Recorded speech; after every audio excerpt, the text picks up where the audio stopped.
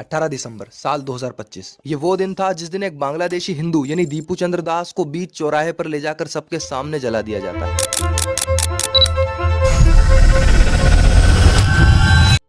दरअसल में बांग्लादेश के अंदर एक कपड़े यानी फैब्रिक बनाने वाली फैक्ट्री है जिसका नाम पियोनियर निटवियर्स बांग्लादेश लिमिटेड, और पूरी फैक्ट्री में करीबन 8000 से ज्यादा मजदूर काम करते हैं। और उन्हीं मजदूरों के अंदर एक मजदूर था जिसका नाम दीपू चंद्र दास था, जो कि क्वालिटी कंट्रोल के काम को संभाल रहा था। अब दीपू चंद्र दास जो था उसकी मशीन ऑपरेटर्स के साथ रोज कहासुनी होती रहती थी, और 18 दिसंबर के दिन वो कहासुनी थोड़ी ज्यादा बढ़ गई और एक बहुत बड़ा झगड़ा छिड़ गया। और उस झगड़े के बीच शायद दीपू चंद्र ने इस्लाम के खिलाफ कुछ गलत शब्द बोल दिए, और धीरे धीरे करके ये बात पूरी फैक्ट्री में जितने भी मजदूर थे सब में फैल गई। हालांकि ये बात पूरी तरह से क्लैरिफाई नहीं है कि ये बात सच थी या झूठ थी, लेकिन जैसे जैसे ये बात फैक्ट्री के एम्प्लॉइज में स्प्रेड हुई तो सारे लोग एग्रेसिव होकर दीपू चंद्र को ढूंढने लगे, और लगभग रात के 9 बजे के करीब क्राउड एग्रेसिव होकर फैक्ट्री के अंदर घुस जाती है और दीपू चंद्र दास को पिकअप कर लिया जाता है। दीपू चंद्र दास को पिकअप करने के बाद हाईवे पर ले जाकर इस कदर पीटा जाता है कि उसकी वहीं पर डेथ हो जाती है, और उसकी डेड बॉडी को बीच चौराहे पर ले जाकर सबके सामने जला दिया जाता है।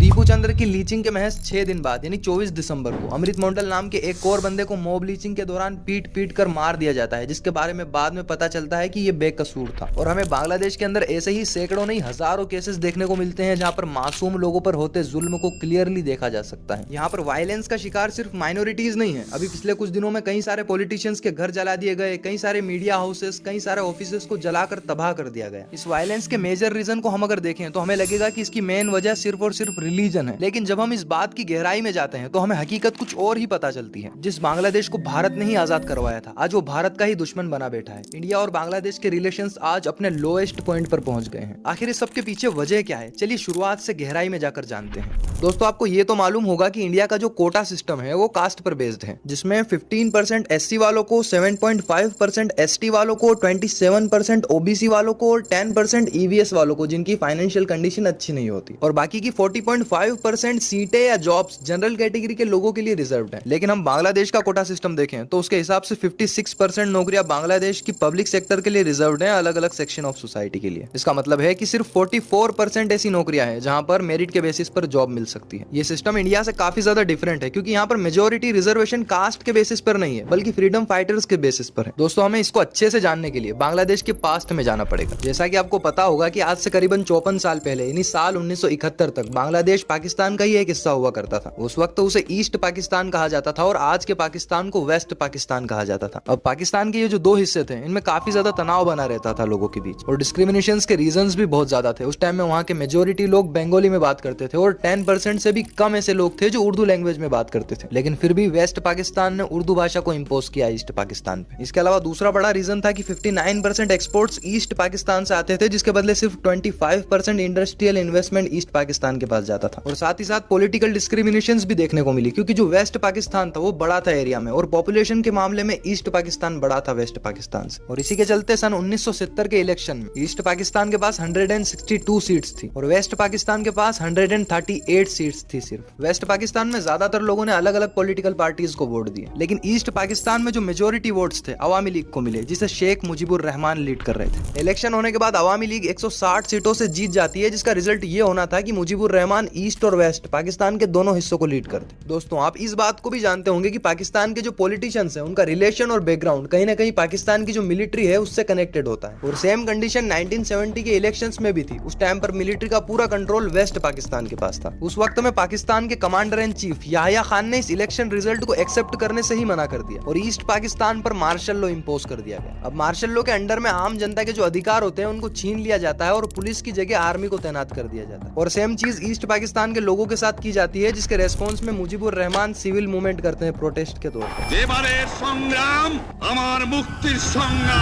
इसके बाद शेख मुजीबुर रहमान को अरेस्ट कर लिया गया और लाखों लोगों को मारा गया। एक जेनोसाइड हुई ईस्ट पाकिस्तान में। करीब 1 करोड़ लोगों को इंडिया में रिफ्यूज लेनी पड़ी। और इन्हीं सारे रीजंस की वजह से इसी के महज 1 साल बाद यानी 1971 में बांग्लादेश लिबरेशन वार हमें देखने को मिली, और इसी वार में भारत ने ईस्ट पाकिस्तान की मदद करी और बांग्लादेश को आजादी दी। 1971, a new nation is born.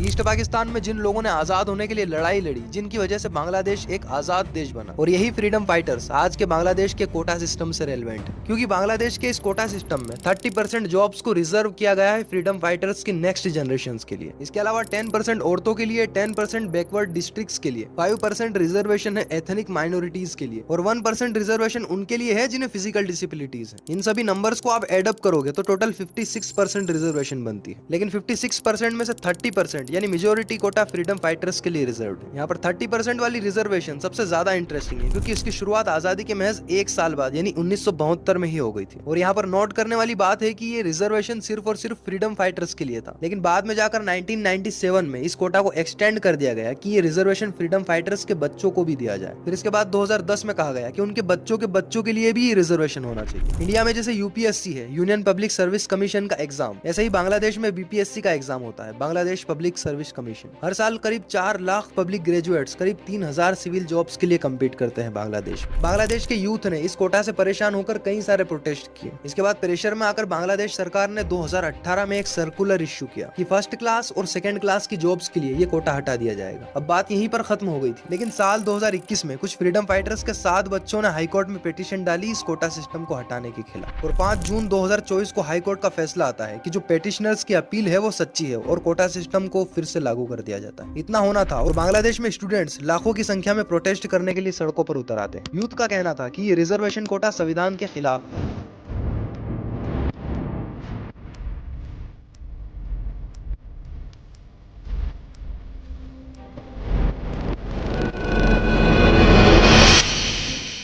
उस टाइम में यानी ईयर 2024 में बांग्लादेश में जो पीएम थी वो शेख हसीना थी। अब शेख हसीना कैसे पीएम बन गई और जो मुजीबुर रहमान थे उनका क्या हुआ? मुजीबुर रहमान जब पाकिस्तान के खिलाफ आजादी की लड़ाई लड़ रहे थे तो उनके साथ एक सीनियर मिलिट्री ऑफिसर थे, जियाउर रहमान। इन्होंने मुजीबुर रहमान की वार के टाइम पर प्लानिंग करने, स्ट्रेटेजी बनाने में बहुत ज्यादा मदद की थी। जियाउर रहमान उस पर्टिकुलर टाइम पर मुजीबुर रहमान के बहुत ज्यादा क्लोज थे। जब बांग्लादेश पाकिस्तान के खिलाफ आजादी की लड़ाई लड़ रहा था तो बांग्लादेश की साइड में भी कई सारे ऐसे ग्रुप्स थे जो नहीं चाहते थे कि बांग्लादेश एक अलग देश बने, और उनमें से एक बड़ा ग्रुप था जमात इस्लामी। तो ऐसे ग्रुप्स वार की टाइम पर बांग्लादेश का सपोर्ट करने की बजाय पाकिस्तान की जो मिलिट्री थी उनका सपोर्ट करते थे। इनफैक्ट की जमात इस्लामी ने अल शम्स और अल बद्र ये 2 अलग अलग ग्रुप्स बनाए थे जिन्होंने वार की टाइम पर पाकिस्तान की जो मिलिट्री थी उसकी हेल्प की थी और बांग्लादेश की जो आम जनता थी उस पर भी अत्याचार किए थे। और ऐसे ग्रुप्स को उस टाइम में रजाकार कहा जाता था। ये बांग्लादेश में बहुत ही ज्यादा नेगेटिव वर्ड है, ट्रेटर के लिए यूज होता है। अभी तक आपने वीडियो में 4 मेन पॉइंट्स देखे होंगे, मुजीबुर रहमान, जियाउर रहमान, जमात इस्लामी और स्टूडेंट का प्रोटेस्ट। और अभी जो बांग्लादेश में करंट सिचुएशन चल रही है उसमें इन चारों पॉइंट्स का लिंक है। अब बांग्लादेश जब आजाद हुआ था तो उस टाइम में मुजीबुर रहमान बहुत ही ज्यादा रेस्पेक्टेड पर्सन थे। अब इसके बाद 1971 में जब इलेक्शन हुए तो मुजीबुर रहमान की जो पार्टी थी अवामी लीग, वो भारी वोटों के साथ एक बार फिर से जीत जाती है। मुजीबुर रहमान बांग्लादेश के पहले प्राइम मिनिस्टर बनते हैं और इनको फादर ऑफ द नेशन कहा गया था उस टाइम पे। हालांकि करंट सिचुएशन में इनके पुतले जलाए जा रहे हैं, लेकिन उस टाइम में बहुत ज्यादा इज्जत थी इनकी। और ये जो फ्रीडम फाइटर्स वाला कोटा था उसको भी यही लेके आए थे। मुजीबुर रहमान का फ्रीडम फाइटर्स के साथ ज्यादा लगाव था। जो लोग आजादी के लिए लड़े थे उनको बाद में बांग्लादेश की मिलिट्री में शामिल कर लिया गया था। अब बांग्लादेश की आर्मी के अंदर भी 2 तरह के लोग हो गए थे। एक तरफ फ्रीडम फाइटर्स थे और दूसरी तरफ वो सोल्जर्स थे जो आजादी के पहले पाकिस्तान की तरफ से बांग्लादेश में तैनात थे। अब ये जो फ्रीडम फाइटर्स वाला ग्रुप था ये मुजीबुर रहमान के फेवर का था और इंडिया के लिए सॉफ्ट कॉर्नर रखता था, क्योंकि आजादी की लड़ाई भी इंडिया के सोल्जर्स के साथ लड़ी थी। और जो दूसरा ग्रुप था वो पाकिस्तान के लिए सॉफ्ट कॉर्नर रखता था, यानी एंटी इंडिया था एक तरह से। ईयर 1975 में मुजीबुर रहमान अनाउंसमेंट करते हैं कि पूरे बांग्लादेश में अब 1 पार्टी सिस्टम होगा और जो अपोजिशन है उसको बैन कर दिया जाएगा। अब आर्मी का एक ग्रुप मुजीबुर रहमान से ऑलरेडी नफरत करता था और इस फैसले के बाद और भी ज्यादा गुस्सा हो जाता है। और इस फैसले के बाद 15 अगस्त 1975 को आर्मी के कुछ ऑफिसर्स मुजीबुर रहमान के रेसिडेंट धनमंडी में घुस जाते हैं और उनके समेत उनके फैमिली के जितने भी मेंबर्स थे सबको मार देते हैं।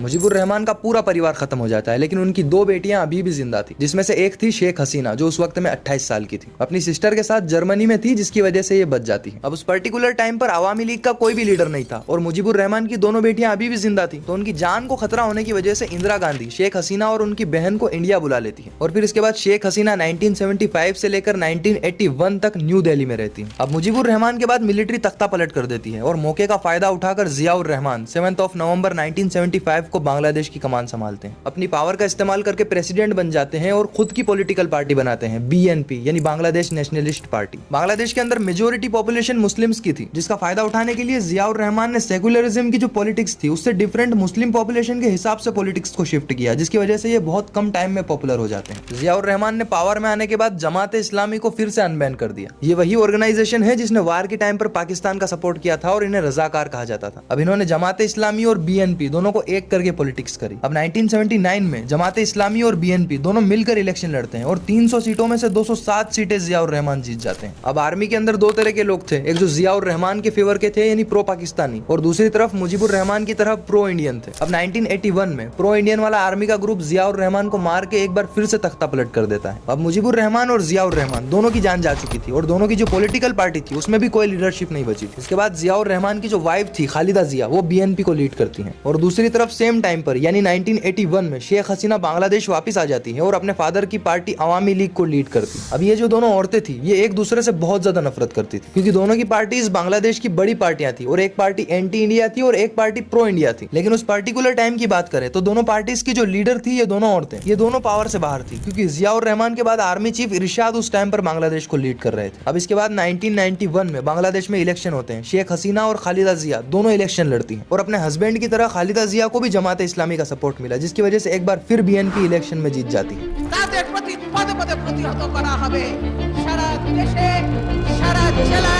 BNP के जीतने के बाद शेख हसीना बहुत ज्यादा परेशान हो जाती है। आए दिन खालिदा जिया के खिलाफ प्रोटेस्ट करती हैं, लोगों को कहती हैं कि अपनी पावर्स का गलत इस्तेमाल कर रही हैं, इनको डिक्टेटर बोलती हैं और बहुत सारी चीजें बोलती हैं। उस टाइम की न्यूज में आए दिन ऐसी खबरें सुनने को मिल रही थी जिसके अंदर शेख हसीना कह रही थी कि मैं खालिदा जिया की इस सरकार को एक दिन भी सही से नहीं चलने दूंगी। और शेख हसीना लोगों को यकीन दिलाने में कामयाब भी हो जाती है कि खालिदा जिया एक डिक्टेटर है। और अगले इलेक्शन जो 1996 में हुए थे उसमें शेख हसीना जीत जाती है और बांग्लादेश की नई प्राइम मिनिस्टर बनती है। अब खालिदा जिया फ्रीडम फाइटर्स वाला मुद्दा उठाकर लोगों के दिल में शेख हसीना के लिए नफरत डालती है और ये भी सेम कहती है कि शेख हसीना एक डिक्टेटर है। और खालिदा जिया इसमें एक बार फिर से कामयाब हो जाती है, जिसका नतीजा ये निकलता है कि ईयर 2001 में BNP इलेक्शन में एक बार फिर से जीत जाती है। लेकिन इसके बाद फिर शेख हसीना खालिदा जिया के ऊपर कई सारे एलिगेशंस लगा देती है कि इन्होंने इलेक्शंस में धांधली की है और कई सारे इल्जाम लगाती है और अपने इल्जामों को लोगों के सामने साबित भी कर देती है। जिसके बाद नेक्स्ट इलेक्शन में शेख हसीना एक बार फिर से PM बन जाती है। जीतने के बाद ये खालिदा जिया को केस में फंसाकर जेल में बंद करवा देती है, जिसके बाद लगातार 15 सालों तक यानी 2024 तक बांग्लादेश पर राज करती है। अब ईयर 2023 में जैसा कि हम लोगों ने बात करी थी, 7 पेटिशनर्स अपील करते हैं, रिजर्वेशन कोटा फिर से एप्लीकेबल कर दिया जाता है, जिसके बाद स्टूडेंट्स सड़कों पर उतर आते हैं। अब हम उस टॉपिक पर फिर से आते हैं। उस टाइम में ढाका यूनिवर्सिटी के लाखों स्टूडेंट्स प्रोटेस्ट कर रहे थे और इस प्रोटेस्ट को स्टार्ट करने में 3 स्टूडेंट्स का हाथ था, नाहिद इस्लाम, आसिफ महमूद और अबू बकर मजूमदार। यही वो 3 स्टूडेंट्स थे जिनकी वजह से शेख हसीना को बांग्लादेश से इंडिया भाग कर आना पड़ा था। अब ये प्रोटेस्ट ढाका यूनिवर्सिटी से फैलता हुआ जहांगीर नगर यूनिवर्सिटी, फिर राजशाही यूनिवर्सिटी, कई सारी अलग अलग यूनिवर्सिटीज में स्टार्ट हो जाता है। अब मौके का फायदा उठाकर BNP और जमात इस्लामी के लोग भी इन लोगों के साथ शामिल हो जाते हैं और प्रोटेस्ट का हिस्सा बन जाते हैं। अब शेख हसीना क्या करती हैं कि प्रोटेस्टर्स को डराने के लिए शूट करने का ऑर्डर दे देती है, लेकिन इसके बाद 1000 से भी ज्यादा लोगों के जाने जाती हैं। इतना होना था और शेख हसीना प्रोटेस्ट के दौरान एक प्रेस कॉन्फ्रेंस करती है। शेख हसीना सिचुएशन को संभालने की बजाय कहती है कि फ्रीडम फाइटर्स के बच्चों को अगर रिजर्वेशन नहीं मिलेगा तो क्या रजाकारों के बच्चों को मिलेगा। और ये स्टेटमेंट शेख हसीना को बहुत ज्यादा भारी पड़ जाता है। अब इसके बाद पूरे बांग्लादेश की हर गली कूचे में प्रोटेस्ट होना स्टार्ट हो जाते हैं। ऑलमोस्ट पूरा बांग्लादेश सड़कों पर उतर गया था। वो 3 लोग जिन लोगों ने प्रोटेस्ट को स्टार्ट किया था उनको शेख हसीना किडनैप करवा लेती है और उनको टॉर्चर किया जाता है। जिसके बाद ये तीनों एक वीडियो पोस्ट करते हैं जिसके अंदर ये लोगों से अपील करते हैं कि प्रोटेस्ट को अब रोक दिया जाए। जिसके बाद ये खुद आकर बता देते हैं कि हमें टॉर्चर किया गया और जबरदस्ती ये सब करवाया गया। इतना सुनने के बाद प्रोटेस्ट की इंटेंसिटी और भी ज्यादा बढ़ जाती है और इसके बाद शुरुआत होती है वायलेंस की।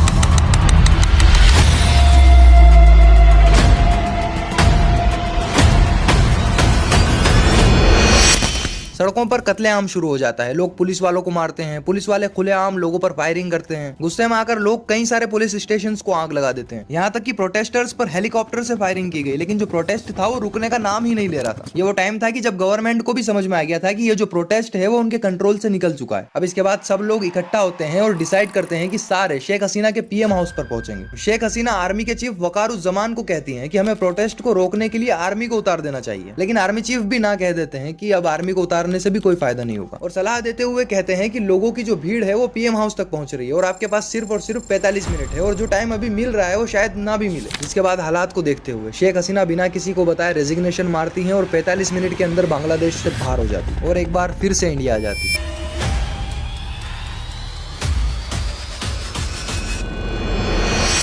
अब शेख हसीना के इंडिया आने के बाद बांग्लादेश में आवामी लीग पूरी तरह से खोखली हो जाती है। इस बीच हमें एक और बड़ा नाम देखने को मिलता है, शरीफ उस्मान हादी।